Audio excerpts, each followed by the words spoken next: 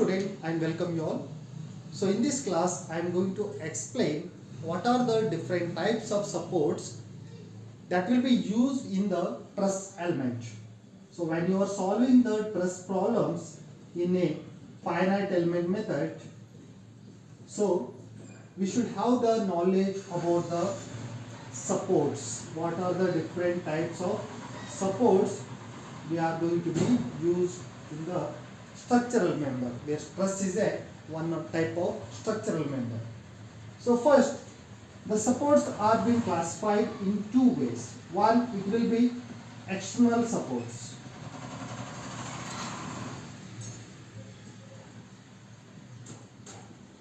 And second one, it will be internal supports.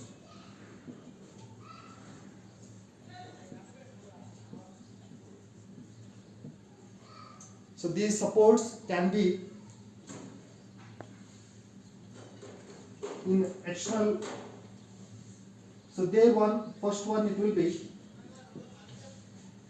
fixed support. The fixed support is also called as rigid support. Then the second one, it will be pin support, or it is also be called as hinged support.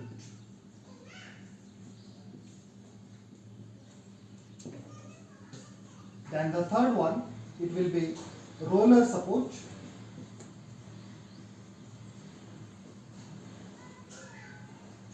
and in the internal support there will be internal hinged support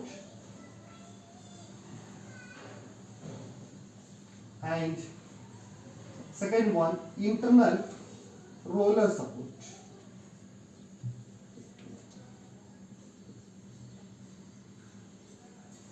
Okay, so these are the important supports we will be used in the truss element. So now we will understand one by one what is mean by fixed support and what will be the degree of freedom at the fixed support. Because when you are solving the truss problem, the degree of freedom at each node, that is very important, because the support it will be applied at the node area. So at each node, the degree of freedom is most essential while solving the truss problem. So we will understand what you mean by fixed support. So in a fixed support,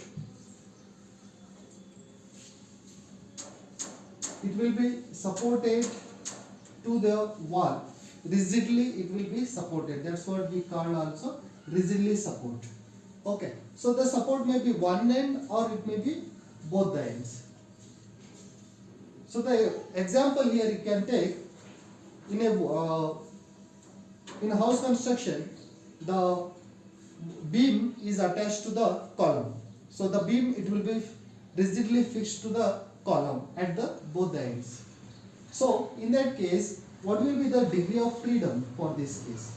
So at this end, so here this beam it cannot give the movement in the horizontal. There will be no movement in the horizontal, vertical, and also there will be no movement. There will be no couple. Okay, movement couple. So in horizontal it will be 0 and in vertical and also the movement it will be 0. So in a truss problem we have taken force and the movement. So both it will be get 0, 0 in this case. When it is a rigidly fixed. So the shear force and the bending moment both will be get 0, 0 in both the area. Wherever there is a fixed supports, so in both node 1 and node 2 it will be 0, 0. Okay. So now we will understand what is pin support or the hinge support. So this pin support or hinge support it will be mainly used in the practical applications like in a marine engineering or ship construction. So there it will be used. So the shape it will be like this.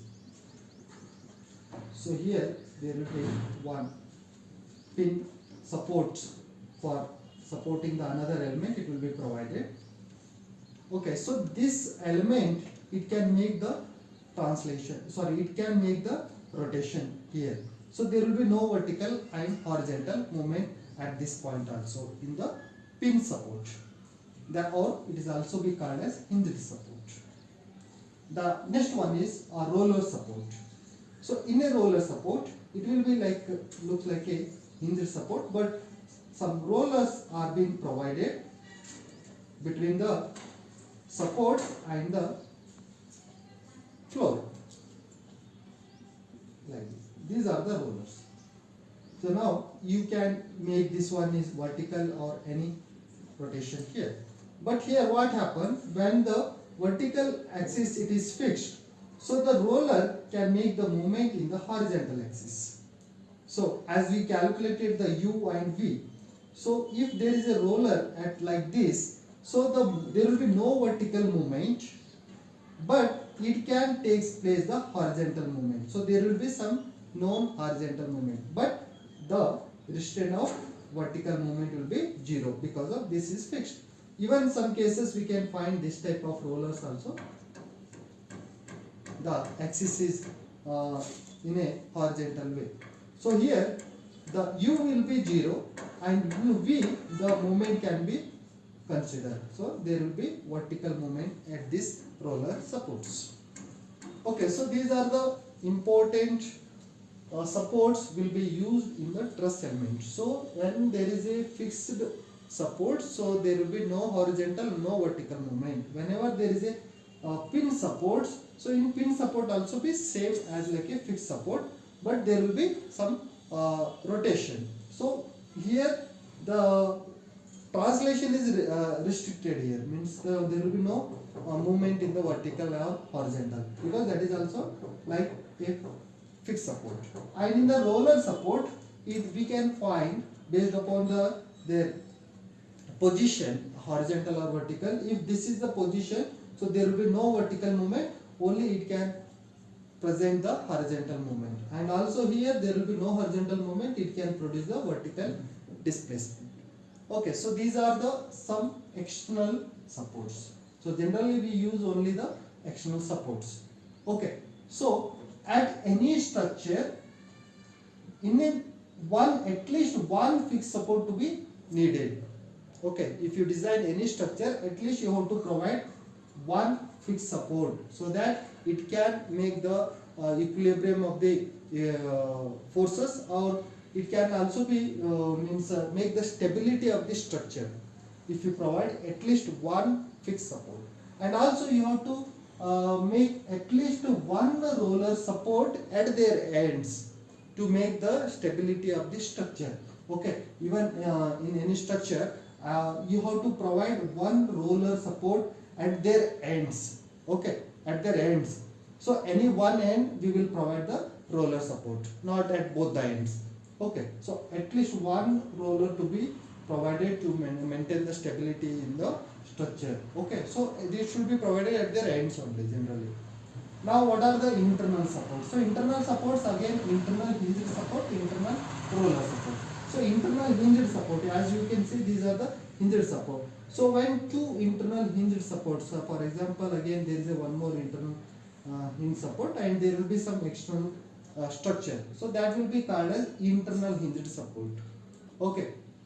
So anyhow, this is not to be in the truss element. So when you go for practical application, we will the internal hinged and also internal roller. For example, if there is a two bars and here the rollers will be used internally to attach the two elements.